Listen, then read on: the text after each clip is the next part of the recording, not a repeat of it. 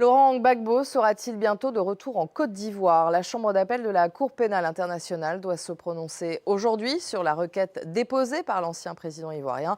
Il demande sa remise totale en liberté. Depuis son acquittement en 2019, il a l'obligation de rester à Bruxelles en attendant son procès en appel. Pour en parler, nous retrouvons notre correspondante à La Haye, Stéphanie Maupas. Stéphanie, bonjour. Alors, quels sont les arguments auxquels on peut s'attendre ce matin? Quels arguments vont être développés?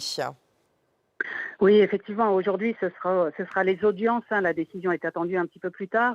On sait que les avocats de Laurent Gbagbo estiment que la décision qui a été prise il y a un an suite à l'acquittement des deux Ivoiriens est arbitraire. L'ancien président réside désormais à Bruxelles, mais il ne peut pas quitter la capitale belge sans l'autorisation expresse de la Cour. Or, pour ces avocats, il ne peut donc pas jouir de ses droits civiques et politiques. Il ne peut pas participer à la vie politique de son pays.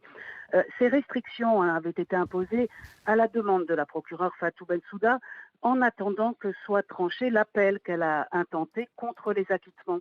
Or, cet appel ne sera pas conclu avant de nombreux mois et certainement pas avant l'échéance ivoirienne d'octobre prochain, la présidentielle.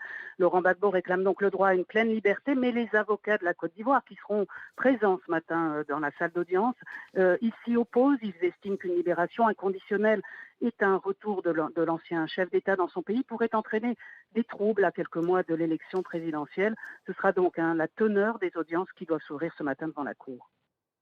Stéphanie, quelles sont ses chances de rentrer en Côte d'Ivoire?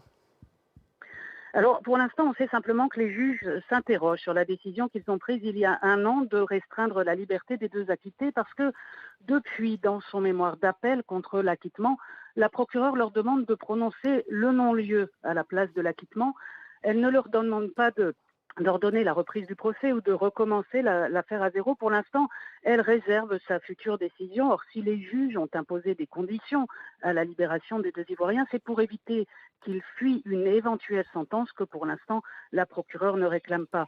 Sur ce point qui, pour les juges, est le cœur des débats de ce matin, on en saura peut-être un petit peu plus des intentions de la procureure. Pour l'instant, il n'est prévu en tout cas aucun délai pour le délibéré des juges, aucun délai pour la décision.